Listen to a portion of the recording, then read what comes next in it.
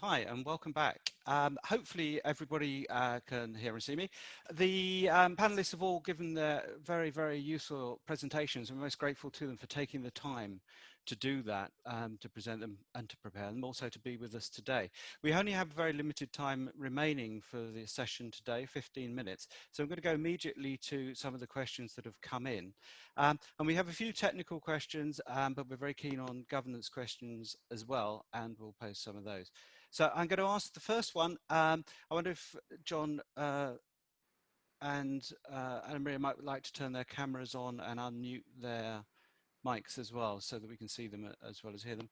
And the first question I have, Claudia asks, it was mentioned that marine cloud brightening won't work where the air is dry. However, I read a paper suggesting that sea salt dust itself can already have a reflective effect, even in the absence of clouds. What's your view on this? And I'll ask that directly to Daniel to start, and then perhaps John could say a few words.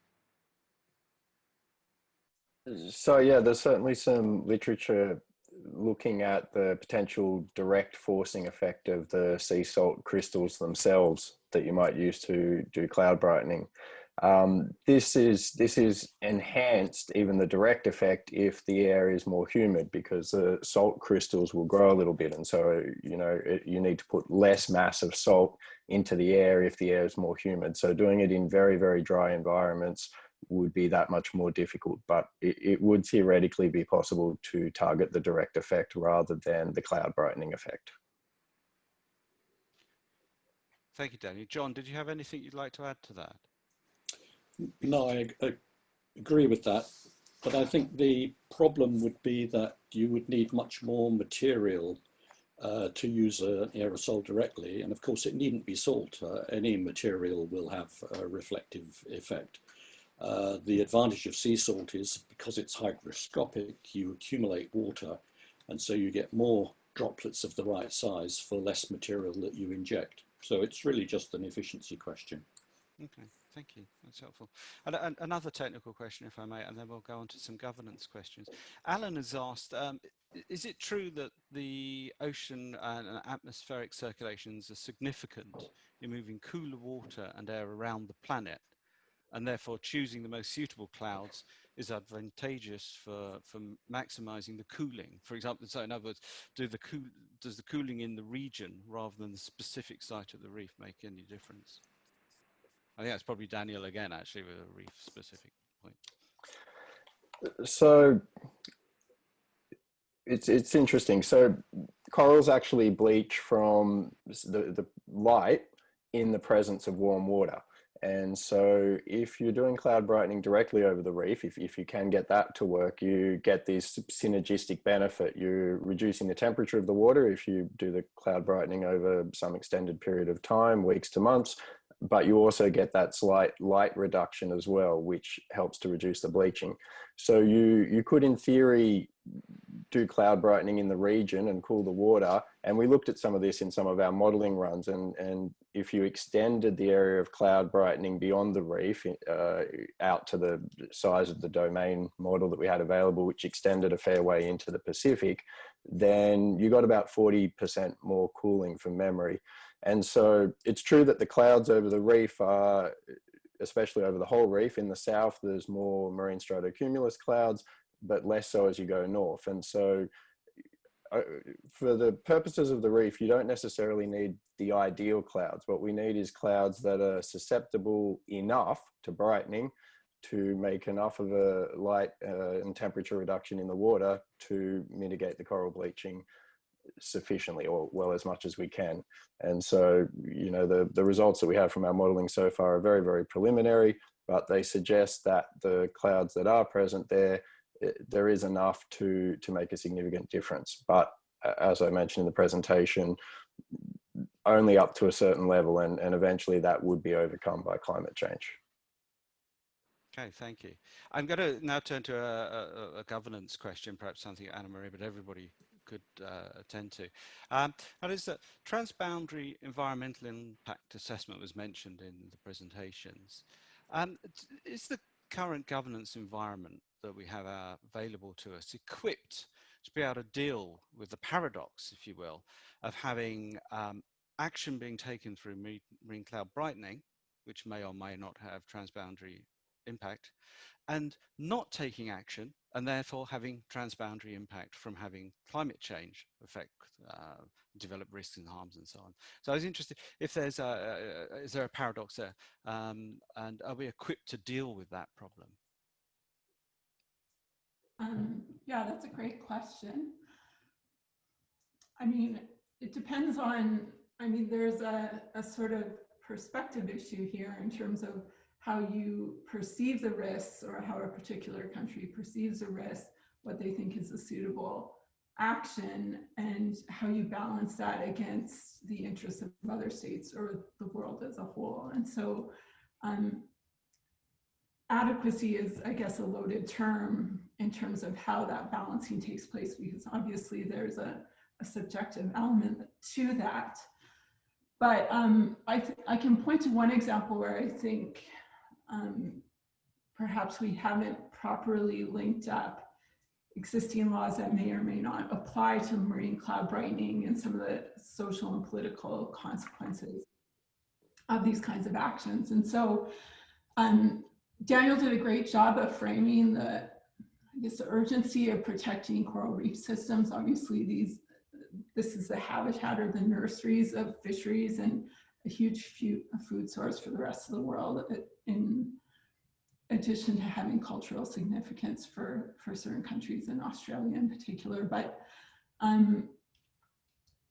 it's kind of framed in a small term way, like we're just doing this to protect our reef. But the way jurisdiction works is that any state within it's either sovereign control or trying to protect fisheries, which would be a sovereign right within the exclusive economic zone, can make a similar justification, and there would be an aggregate effect of many states doing the same thing within their areas of national jurisdiction, also potentially affecting not only other states on their borders, but also in areas beyond national jurisdiction. And so I think mechanisms for coordinating between states are really important, and don't really exist maybe to the extent beyond like duties to cooperate and so forth, or transboundary environmental impact assessment. And if we add the idea that other countries may be manipulating their areas within their national jurisdiction in other ways, using other kinds of climate engineering technologies, then we have a real patchwork of interventions that could cumulatively have chaotic effects that we can't really predict. Another example would be the issue of emissions reductions and how we tie that to more drastic measures that don't really address the root cause of harm. And we also see that a bit happening in Australia, where there's a lot of, and I understand this, ideas about climate change and what types of action should be taken within that jurisdiction don't necessarily track with public acceptance of measures to, for example, protect the reef using SRM. And so there is a link there in terms of responsibility to address the root cause and potential risks that we'll only do SRM and not address the underlying cause. And when we think of coral reefs, of course, there's also the issue of acidification, which is caused by atmospheric CO2 emissions, making the oceans more acidic and degrading coral reefs as well. So it's a pretty good example of some of the issues of a lack of coordination. I think those are two examples where we could be running into problems with our existing governance. Thank you. Any other comments, Daniel or John, before we move on? A shaking of a head and another. Okay, thank you. That's fine. What you were talking about there, Anna-Maria, involves a really complex set of mechanisms working together, meshing together, and coming to some kind of conclusion about even how to have a process, let alone resolve the the agenda. And there's a polycentricity of instruments and communities. It's a mess, really, isn't it? It's a messy environment. I think you used that term in the presentation. I wonder, can you and other panel members tell us a little bit about your thoughts in terms of the time horizons for the research agenda and then making decisions about potential deployment of MCB, both in the Great Barrier Reef but globally, when thinking about that complexity and that mess? Well, I mean, I can start, but I'm sure the other panelists have ideas as well. But I think the way the sort of jurisdictional framework is set up, there is a question whether other states have a say in some of these things. It depends what regime you turn to.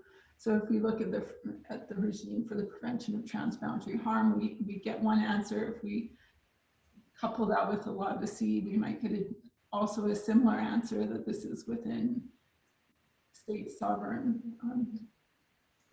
or sovereign rights or jurisdiction to decide themselves for marine cloud brightening activities taking place within their maritime zones within jurisdiction. And then also the lack of protection for global commons areas such as the high seas. So we get very different conflicting answers depending on where the activity takes place.